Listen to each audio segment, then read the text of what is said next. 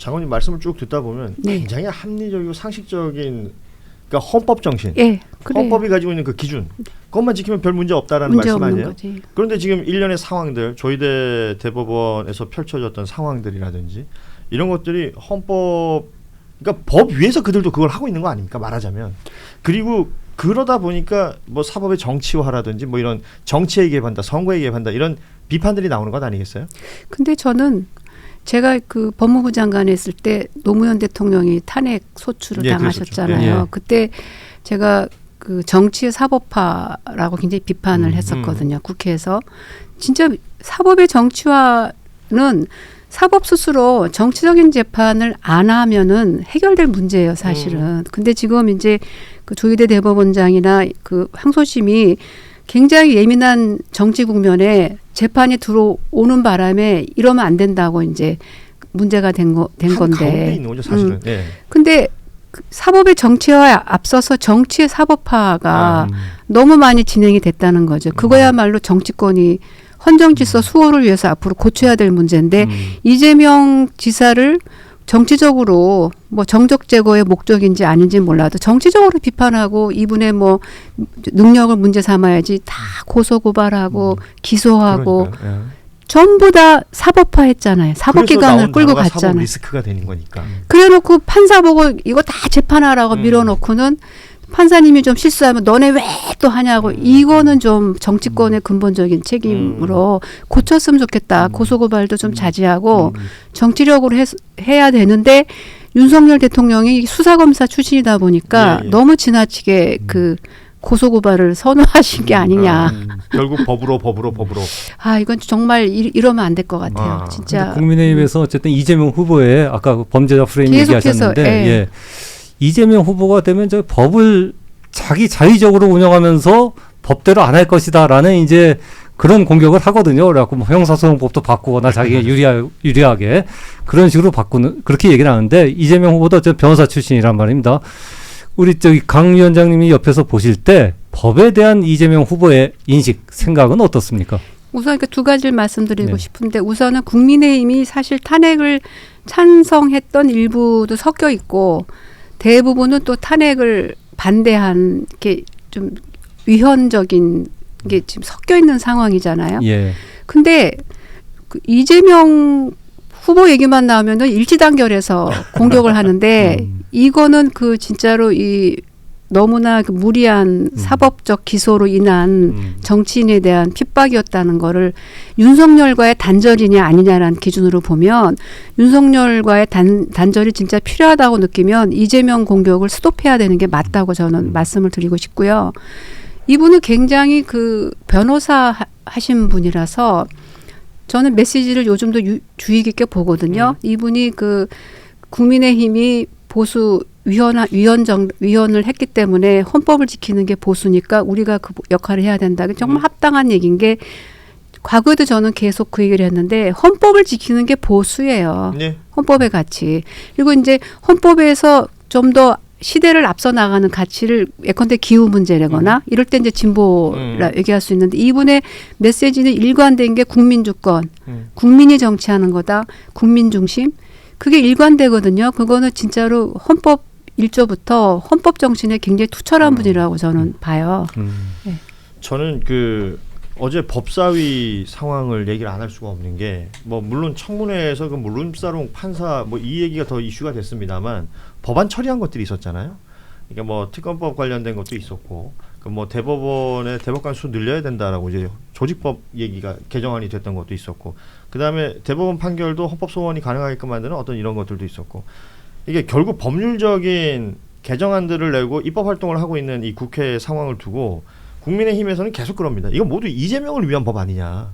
이재명의 그 사법 리스크를 털어주기 위해서 정당이 나서서 지금 이러고 있는 것 아니냐라는 비판을 하잖아요. 여기에 대해서는 어떻게 말씀 주시겠습니까? 국민의힘이 그 야당 제1야당에 대해서 윤석열 정부 3년 동안 온갖 것을 다 뒤지고 압수수색을 300번 이상 받았다는 얘기도 있거든요. 예. 근데 전부 영장 기각되고 무죄가 나오잖아요. 그래서 이재명 후보 자신이 법원을 신뢰하고 그렇게 많이 공격을 당했지만 법원이 재판으로 법리적으로 그 식별해 줬기 때문에 여기까지 왔다 그렇게 음. 말씀하시거든요. 그러니까 그 윤석열이냐 아니냐 해서 이렇게 부당하게 사법으로 몰아놓고는 계속 그걸 전제해서 얘기를 하면 정치인들이 그러면 안 되는 것이라고 저는 생각을 하는 거죠. 이제 뭐 그럼, 대선 이야기를 조금 예. 하는 게 좋을 것 같은데 지금 총괄 선대위원장이 되셨으니까 앞서 뭐 두루두루 이야기해 주시는 사이사이에 뭐 나온 것 같기도 하고요. 이번 대선의 어떤 시대 정신이랄까요? 이런 것들은 어떻게 규정하고 계신지요? 참 내란이 끝나지 않았다는 그 민주당의 그 슬로건이기도 하지만 저도 내란이 끝나지 않았다고 보는 거예요. 왜냐하면 이 헌정 질서를 무너뜨리는 일이 최근에 국민의힘의 새벽 뭐 깨고 보니까 뭐 후보 막 바뀌어 있고 교체되고. 예. 새벽 2시에 후보 등록 공고를 냈죠. 그래서 뭐 날치기 법은 봤지만 날치기 후보는 처음 본다는 말을 제가 아는 분이 하는 거예요. 그러니까 이게 내란이 끝나지 권한대행들이 계속 위헌을 해. 검찰청장은 그렇게 해. 또 뭐 이게 전체가 왜 이러느냐. 윤석열 집권 세력이라고 할까요? 윤석열로부터 임명된 고위직들이 여전히 있고 예. 인사도 지금 계속하고 있거든요. 스톱을 안 해요. 예. 대통령실은 또 영장 뭐 압수수색도 방해하고 지금 사실은 국민들은 내란을 겪고 탄핵을 찬성하고 이게 좀 내란이 끝나고 새로운 대한민국 갔으면 좋겠다. 정상 회복을 했으면 좋겠다고 생각하는데 사실은 내부적으로는 여전히 윤석열 정부가 집권하고 있는 상황인 거죠. 그래서 내란 종식이 진짜 필요한데 심지어는 저를 도와주는 선거한다고 도와주는 분도 내란이란 말이 지긋지긋하다는 거예요. 피곤한 거예요. 국민들이. 그래서 저는 윤석열이냐 아니냐로 가자. 식별을. 이번 선거는 윤석열이 그만하기를 바라시냐. 집에 조용히 있거나 뭐 감옥에 가시길 바라냐.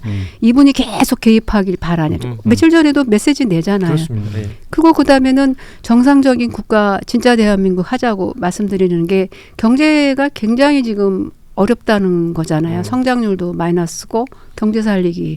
그러니까 성장과 회복이 이제 슬로건인 거죠. 근데 이제 이재명 대표님이 제가 굉장히 똑똑하시다고 느끼는 게 경제 살리기를 어떻게 설명하시느냐 봤더니 경제 5단체 간담회 가셔서 서민들이 막 폐업이 속출하고 장사 안 되고 가게가 그래서 민생을 살려야 된다. 민생을 살리려면은 우리 경제가 살아나야 된다. 경제의 제일 큰 담당자가 기업이다. 기업이 살아야 된다. 특히 이해관계인 자본주의라고 그러거든요. 최태원 회장님도 피력하는 건데 근로자뿐만이 아니고 지역의 그 시민들 모두 이해관계인이 기업에 이제 자본주의 연관돼 있다는 걸로 이미 전환이 됐기 때문에 결국 기업이 살아야 근로자도 살고 경제가 살고 서민도 살고 이렇게 전부 연결해서 말씀을 하시더라고요. 그게 진짜 경제 회복과 성장에 굉장히 중요한 모토라고 저는 생각을 하는 거죠. 네. 그러면 그 김문수 후보 국민의힘 후보는 결국 윤석열 전 대통령의 후계자다. 그렇게 저는 기억이 겁니까? 나는 게 계엄 직후에 국회에서 서영교 의원이었다고 하는데 국민한테 계엄 사과하실 분 일어나라고 했더니 끝까지 앉아 있었죠. 아니었죠. 그 부분이 굉장히 기억에 떴죠. 남고요. 이분이 2025년 4월 9일에 국민의힘 입당한 거 아세요? 그렇죠.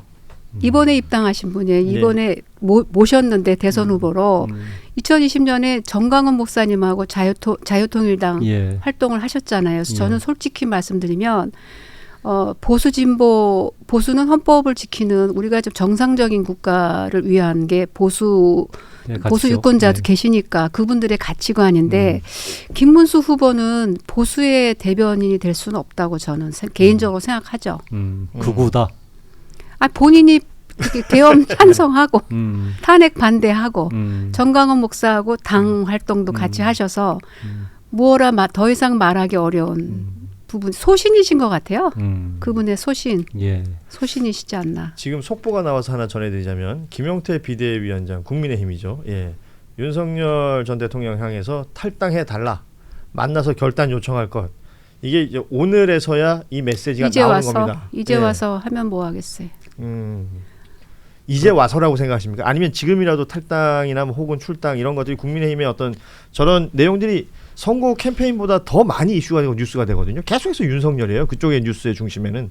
근데 그나마 이제 국민의힘은 지금이라도 윤석열하고 이제 단절해야지만 보수 지지자 솔직히 구구를 지지하기는 많은 부분이 구구가 이렇게 그렇잖아요. 그러니까 하는 얘기인데 아니 이제 와서 근데 앞으로도 저는 그 어려울 수 있기 때문에 그냥 그 표를 얻기 위한 방법일 수 있다. 왜냐하면은 제가 걱정하는 것 중에 하나가 이재명 후보가 대통령이 되더라도 이렇게 헌정 질서 자체가 이렇게 붕괴된 걸 회복해 나가는 과정이 어렵고 경제도 살려야 되는데 2028년까지 그 지금 윤석열 대통령을 적극 지지했던 국회의원들이 계속 의원들이 다수로 계속 있는 거죠. 가거든요. 네. 그래서 상황이 이게 정리되기가 매우 어렵다고 보고 선거 때 저런 얘기하면 뭐 하겠어요. 그러니까 정당에서 출당 조치가 아니라 탈당 권고잖아요. 지금 나온 메시지는.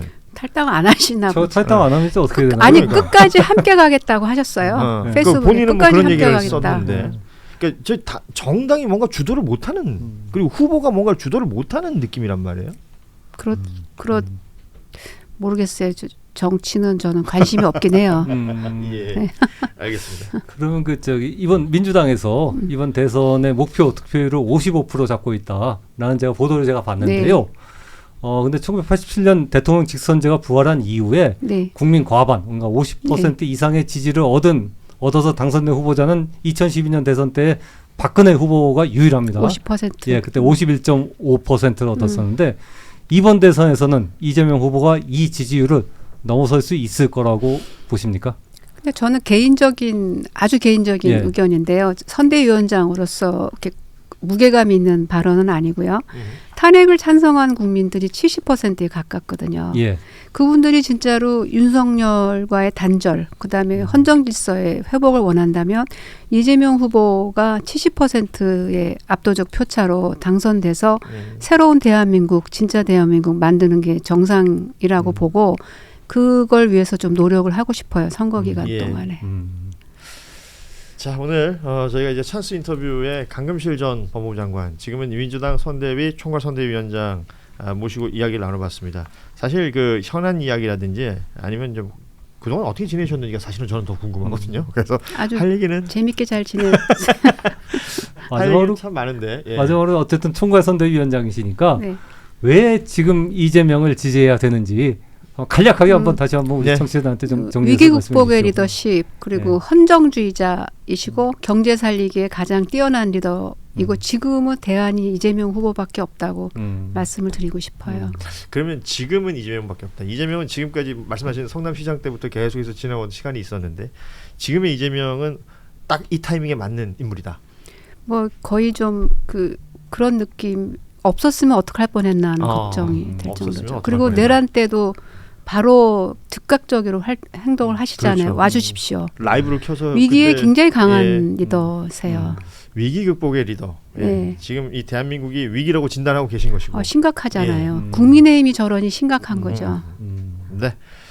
자, 대선은 이제 20일도 채 남지 않았습니다. 그리고 사전 투표일을 기준으로 보자면 정말 며칠 남지 않았습니다. 며칠 남지 않은 동안 대선 캠페인 계속 이어질 것이고 저희 찬수 인터뷰 통해서도 또 계속해서 선거 관련된 인물들 모실 텐데 오늘은 그 강금실 민주당 선대위 총괄선대본부장 모시고 이야기를 나눠봤습니다. 오늘 시간 내주셔서 너무 고맙고요. 감사합니다. 다음에 또 자리에서 뵙도록 하겠습니다. 네. 대선 끝난 감사합니다. 다음에 한 번 더 나오시죠.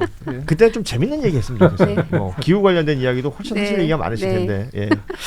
자, 오늘 뉴스다이브는 여기서 이렇게 인사를 나누도록 하죠. 우리 강신 장관님 보내드리면서 저희도 같이 인사드리도록 하겠습니다. 저희는 내일 오후 3시 30분에 다시 찾아뵙겠습니다. 여러분 고맙습니다.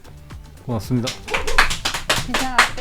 수고하셨습니다. 괜찮았어요? 예, 고생하셨습니다. 감사합니다. 애쓰셨습니다. 네. 네.